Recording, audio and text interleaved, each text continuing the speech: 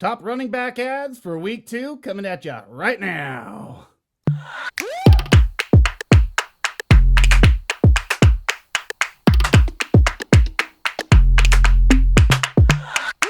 Let's jump right into it, guys.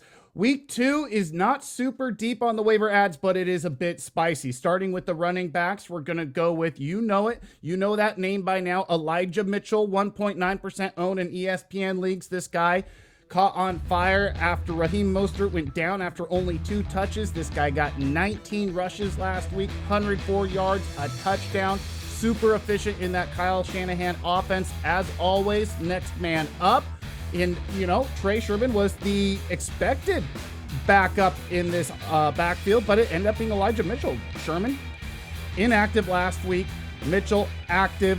We expect him to get the majority of the touches. I expect Sherman to also be active, but also remember, Wilson Jr. coming back as well from injury, so it could get a little bit muddied, but Elijah Mitchell, very much like the guy on top of that pecking order. I like him quite a bit. Moving on, Tyson Williams. We saw him last night. He looked good, guys. He looked spry. He looked quick. He looked like he had good vision.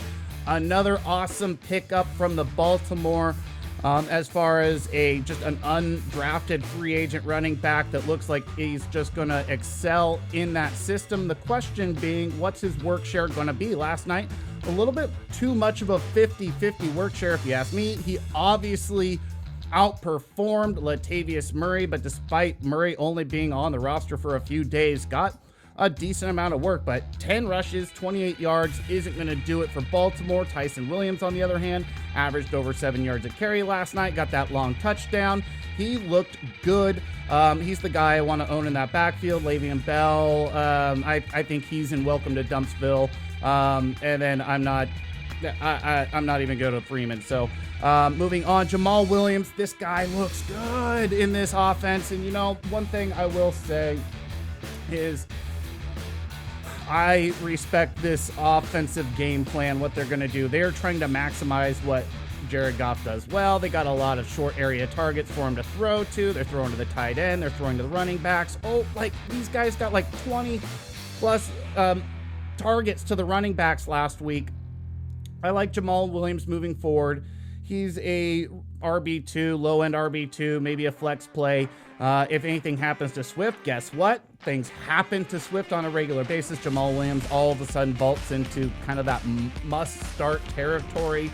And then, it really drops off at this point. Now, Tyson Williams, 78% owned, so 22% chance. So not even a 1 in 4 chance that he's in your league. Jamaal Williams has that 1 in 4 chance at 73.9, but Mark Ingram, guy got a stupid amount of work last night and stupidly inefficient with the work, but 26 rushes is 26 rushes. Kind of has that Frank Gore type role, it seems like.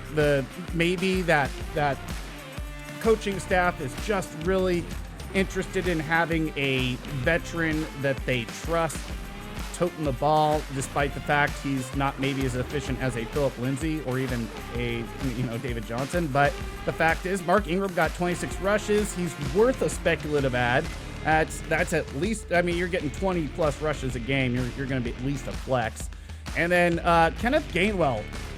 Yeah, no, this guy looks like he's the guy, not Boston Scott, to own in that backfield if you're a Miles Sanders owner and you want to handcuff him because Miles Sanders has injury issues in the past. And then it also looks like in PPR, he might end up having some standalone value. I know only 2 receptions for 6 yards, but he did have a receiving touchdown nullified. And, he did steal a touchdown from Miles Sanders. Miles Sanders did a lot of work, but they put Kenneth Gainwell in there and gave him a red zone touch. So I really like, what he can bring also as a speculative ad in deeper leagues. He's a type of guy that in a 14, 16 team PPR league, honestly, you could probably play him for sure. Only 3.5% owned. I would definitely get him off the waivers. And then we go and guys like a Tony Jones Jr. He's definitely, obviously, Latavius Murray not on that roster there anymore in New Orleans. He's the guy to own right now in the backfield behind Alvin Kamara. If you're worried about him going down, he's the handcuff. If he has some standalone value, is possible moving forward, but not really involved in the passing game. 11 rushes is encouraging, but a lot of that was done in junk time. So I think Tony Jones Jr., more of a handcuff, or I mean, he would be about as desperate of a play as you can get.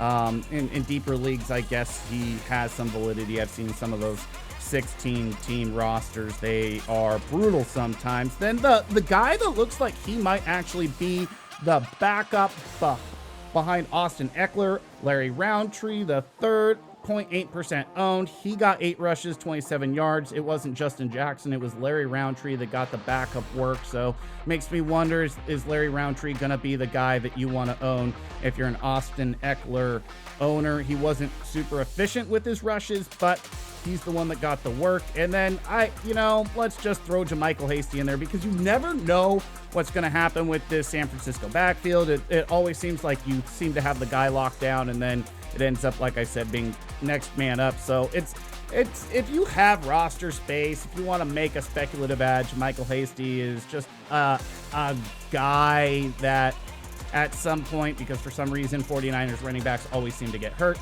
could in the future have some, to me, he's more of a watch list guy. I would never add him on a roster myself, but I could see where I've seen speculative ads like that in the past. All right, guys, that's going to do it for our running backs this week. Spicy at the top, thin at the bottom, but there are some decent prospects in there. Good luck. Go get those guys. And if you like what you heard, please like, please share, please subscribe. Every bit helps. We'll see you next week.